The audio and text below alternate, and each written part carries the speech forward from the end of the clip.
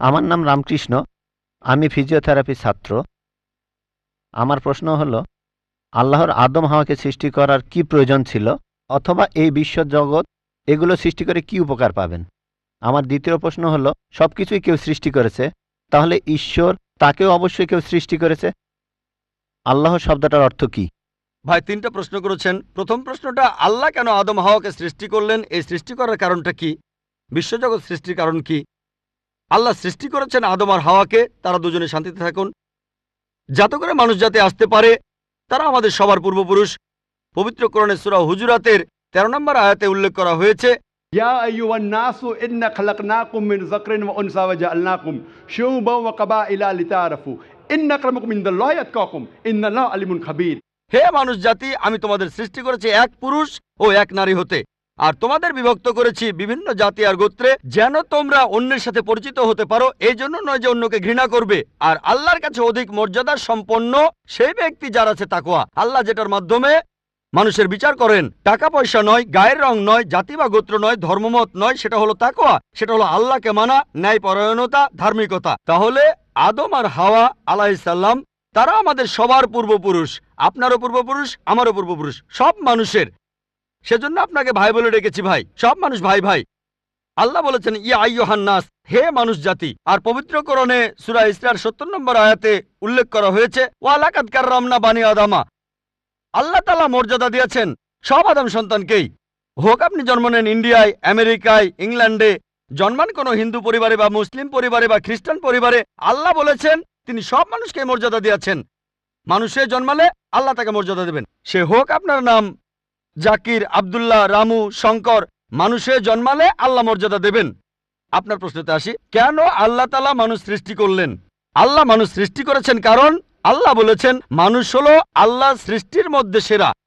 আল্লাহ তাআলা অন্য যা কিছু সৃষ্টি করেছেন তা আল্লাহকে মানে। ফেরেশতা সৃষ্টি করেছেন, আল্লাহ যে আদেশই দেন ফেরেশতাগণ সে আদেশ পালন করেন, তাদের নিজস্ব ইচ্ছা নেই। মানুষ হলো আল্লাহ তাআলার এমন এক সৃষ্টি যার নিজের ইচ্ছা আছে।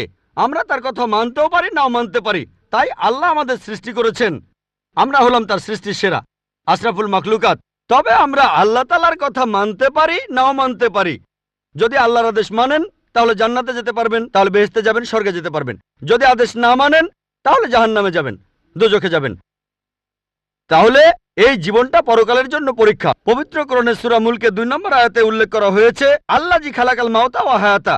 আল্লাহ তাআলা সৃষ্টি করেছেন জীবন ও মৃত্যু তোমাদের পরীক্ষা করার জন্য। তাহলে এই জীবনটা হলো পরকালের জন্য পরীক্ষা। তাহলে আল্লাহ মানুষ সৃষ্টি করেছেন।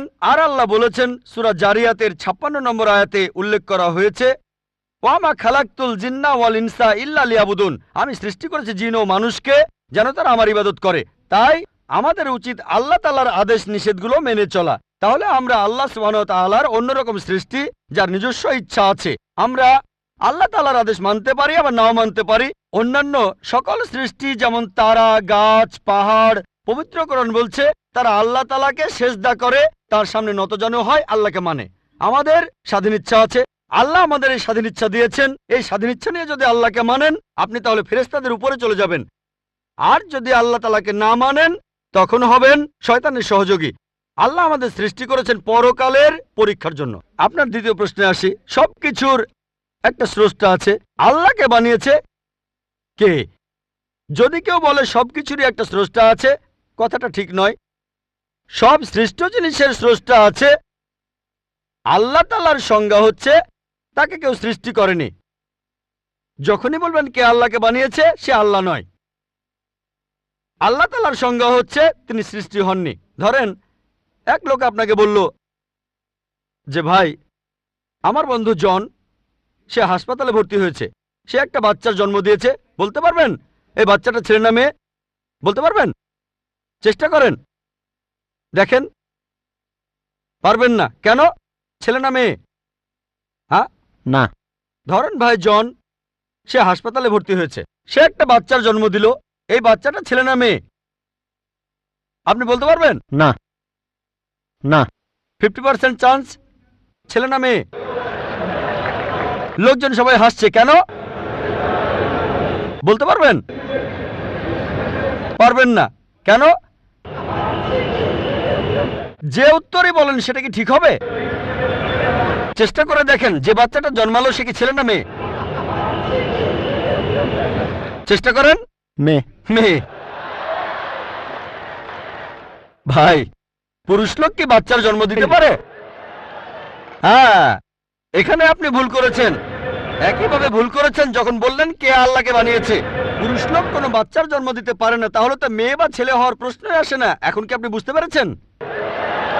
হ্যাঁ, বুঝতে পেরেছেন, এই তো ভালো। পুরুষ লোক কোনো বাচ্চার জন্ম দিতে পারে না, তাহলে তো ছেলে বা মেয়ে হওয়ার কোনো প্রশ্নই আসে না। যখন প্রশ্ন করলেন কে আল্লাহকে সৃষ্টি করেছে, আল্লাহর সংজ্ঞা হচ্ছে, ঈশ্বরের সংজ্ঞা হচ্ছে তিনি সৃষ্টি হননি। যখনই বলবেন কে আল্লাহকে বানিয়েছে, সে আল্লাহ নয়। ওয়ালাম ইয়াকুল্লাহু কুফুয়ান আহাদ, তার সমতুল্য কেউ নেই। এবারে আপনার শেষ প্রশ্নটাতে আসে, আল্লাহ কে? আল্লাহ কে? সবচেয়ে সেরা সংজ্ঞাটা আছে পবিত্র কোরআনে সূরা ইখলাসে 1 নম্বর থেকে 4 নম্বর আয়াতে উল্লেখ করা হয়েছে। এখানে বলা হয়েছে যে কুল হুয়াল্লাহু আহাদ, বলো তিনি আল্লাহ এক, অদ্বিতীয়। আল্লাহুস সামাদ, তিনি অবিনশ্বর, চিরস্থায়ী।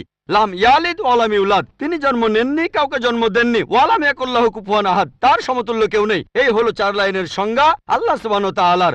যদি কোনো মানুষ, যদি কেউ বলে যে অমুক লোকটা আল্লাহ, সেই লোক যদি এই 4টা শর্ত পূরণ করতে পারে, আমাদের মুসলিমদের কোনো আপত্তি থাকবে না সেই লোককে আল্লাহ বলে মেনে নিতে। 4 লাইনের সংজ্ঞা, এটাই হলো ধর্মের লিটমাস টেস্ট। আল্লাহ তাআলার সংজ্ঞা প্রথমটা হলো কুল হুয়াল্লাহু আহাদ, বলো তিনি আল্লাহ এক, অদ্বিতীয়। আল্লাহুস সামাদ, আল্লাহ অবিনশ্বর, চিরস্থায়ী। লাম ইয়ালিদ ওয়া লাম ইউলাদ, তিনি জন্ম নেননি, কাউকে জন্ম দেননি। ওয়া লাম ইয়াকুল্লাহু কুফুয়ান আহাদ, তার সমতুল্য কেউ নেই। যদি হিন্দু ধর্মগ্রন্থগুলো পড়েন, সেখানেও একই রকম কথা বলা হয়েছে, কুল হুয়াল্লাহু আহাদ। এটা পাবেন আপনাদের ছান্দোগ্য উপনিষদে 6 নম্বর অধ্যায় 2য় অনুচ্ছেদের 1ম পরিচ্ছেদে। এক্কামে বিদ্বিতীয়াম, ঈশ্বর মাত্র একজন, দ্বিতীয় কেউ নেই। দ্বিতীয় টেস্ট আল্লাহুস সামাদ, আল্লাহ অবিনশ্বর, চিরস্থায়ী। ভগবদ্গীতা 10 অধ্যায়ে 3 অনুচ্ছেদ বলছে, আমাকে বলা হয় এই বিশ্ব জগতের প্রভু, আমি জন্ম নেইনি, কোনো শুরু নেই। তৃতীয় টেস্ট লাম ইয়ালিদ ওয়া লাম ইউলাদ, তিনি জন্ম নেননি, কাউকে জন্ম দেননি। আর শ্বেতাক্ষেত্র উপনিষদে আছে 6 নম্বর অধ্যায়ের 9 অনুচ্ছেদে, নাচাই সাকাসিজ জানিতা নাচা দীপা, ঈশ্বরের কোনো প্রভু নেই, তার কোনো বাবা মা নেই। মহান ঈশ্বরের কোনো বাবা নেই, তার কোনো মা নেই। তারপর ওয়া লাম ইয়াকুল্লাহু কুফুয়ান আহাদ, তার সমতুল্য কেউ নেই। আর শ্বেতাক্ষেত্র উপনিষদে বলা হয়েছে 4 নম্বর অধ্যায়ের 19 অনুচ্ছেদে আছে। এছাড়াও যজুর্বেদ 32 অধ্যায়ের 3 অনুচ্ছেদে বলা হয়েছে, নাতাস্তি প্রতিমা আস্তি, মহান ঈশ্বরের কোনো প্রতিমা নেই, কোনো মূর্তি নেই, কোনো ছবি নেই, কোনো ফটোগ্রাফ নেই, কোনো ভাস্কর্য নেই। এটা কে বলেছে? যজুর্বেদ 32 অধ্যায় 3য় অনুচ্ছেদ বলেছে একই কথা, ওয়া লাম ইয়াকুল্লাহু কুফুয়ান আহাদ। যদি কেউ বলে যে অমুক লোকটা হচ্ছে আল্লাহ, যদি সেই লোক এই 4টা শর্ত পূরণ করে, আমরা মুসলিমরা কোনো রকম আপত্তি ছাড়াই সেই লোককে আল্লাহ বলে মেনে নেব। যেমন ধরেন, কিছু লোক বলে ভগবান রজনীশ হলেন মহান ঈশ্বর। একবার প্রশ্নোত্তর পর্বে এক হিন্দু আমাকে বলেছিলেন, আমরা ভগবান রজনীশকে ঈশ্বর বলে মানি না। আমি কখনোই বলিনি হিন্দুরা ভগবান রজনীশকে ঈশ্বর বলে মানে। আমি বলেছি কিছু লোক তাকে ঈশ্বর বলে মানে। আসুন দেখি রজনীশকে আমরা টেস্ট করি। প্রথম টেস্ট হলো কুল হুয়াল্লাহু আহাদ, বলো তিনি আল্লাহ এক, অদ্বিতীয়। রজনীশ কি এক, অদ্বিতীয়? সেই কি একমাত্র লোক যে নিজেকে ঈশ্বর দাবি করেছে? এরকম অনেক মানুষই ছিল, আর এই দেশে হাজার হাজার লোক নিজেকে ঈশ্বর দাবি করেছে। রজনীশ একমাত্র নয়। তবে রজনীশ ভক্তরা বলে না না, উনি একটু আলাদা। এবারে পরের টেস্টে দেখি। আল্লাহুস সামাদ, আল্লাহ অবিনশ্বর, চিরস্থায়ী। রজনীশ কি অবিনশ্বর, চিরস্থায়ী? আমরা তার জীবনী থেকে জানি, তার আত্মজীবনী থেকে। রজনীশ ভুগছিলেন অ্যাজমা, ডায়াবেটিস আর পিঠের ব্যথায়। চিন্তা করেন, মহান ঈশ্বরের হয়েছে অ্যাজমা, ডায়াবেটিস, পিঠের ব্যথা।